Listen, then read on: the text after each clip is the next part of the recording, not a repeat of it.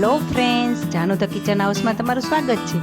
આજે આપણે સાંજ માટેની એકદમ સરસ મજાની રેસીપી બનાવવાના છીએ અને હજુ સુધી જો તમે મારી ચેનલને સબસ્ક્રાઇબ ના કરી હોય તો મારી ચેનલને તમે ખૂબ ઝડપથી પહેલાં સબસ્ક્રાઇબ કરજો, લાઇક કરજો, શેર કરજો, જેથી આવનારા નવા વિડીયો તમારા સુધી તુરંત પહોંચી શકે। તો રાહ શેની જોવી છે, ચાલો જોઈ લઈએ આપણે ફટાફટ રેસીપી। સૌપ્રથમ આપણે અહીંયા 1 વાટકી મગની છડી દાળ, 1 વાટકી ચણાની દાળ અને અડધી વાટકી અડદની દાળ લીધેલી છે। 3 ચમચી જેટલી લીધેલી છે અડદની દાળને, તેને મેં આખી રાત માટે પલાળીને રાખેલી છે। હવે એક આપણે મિક્સર જાર લેવાનો છે, તેમાં આપણે દાળને એડ કરી દેવાની છે। પાણી બધું આપણે કાઢી નાખવાનું છે।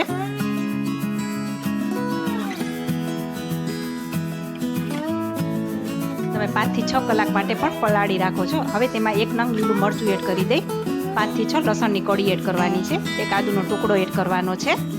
હવે ઢાંકણ ઢાંકીને આપણે સરસ રીતે ચન કરી દઈશું। તમે જોઈ શકો છો સરસ મજાનું ચન થઈ ગયું છે। હવે તેને આપણે એક બાઉલમાં લઈ લેશું। તેવી રીતે આપણે બધી દાળને પીસી લેવાની છે।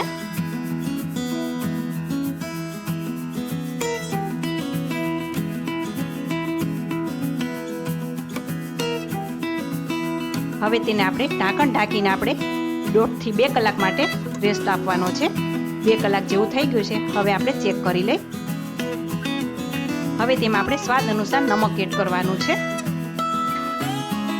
5 ચમચી જેટલું જીરું એડ કરી દઈ, 5 ચમચી જેટલી હિંગ એડ કરવાની છે અને બધું આપણે સરસ રીતે હાથેથી મિક્સ કરી દેવાનું છે અને સરસ રીતે ફેટવાનું છે। જ્યાં સુધી તેનો કલર ન બદલાય ત્યાં સુધી તેને ફેટી લેવાનું છે।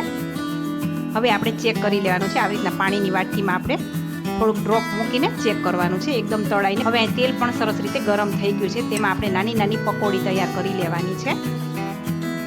હા, તમને મારો વિડીયો અને મારી રેસીપી કેવી લાગે છે તે કોમેન્ટ બોક્સમાં જરૂરથી જણાવજો અને આજની આ રેસીપી કેવી લાગી તે પણ તમે જણાવજો। હવે તેનો ગોલ્ડન કલર થાય ત્યાં સુધી આપણે તેને રાખવાના છે। ગેસ આપણે ધીમો જ રાખવાનો છે, એટલે અંદર સરસ રીતે ચડી જાય। હવે આ પકોડી તૈયાર થઈ ગઈ છે, તમે જોઈ શકો છો। હવે તેને આપણે એક પ્લેટમાં લઈ લેશું અને ગરમા ગરમ પકોડીને આપણે સર્વિંગ પ્લેટમાં જ લેવાની છે। સાંજે ચાની સાથે પણ ખૂબ જ સરસ લાગે છે। અત્યારે મેં ટમેટા સોસ સાથે સર્વ કરી છે। તો છે ને સરસ મજાની રેસીપી। ફરી મળીશું આવી જ અવનવી રેસીપી સાથે। ત્યાં સુધી આવજો।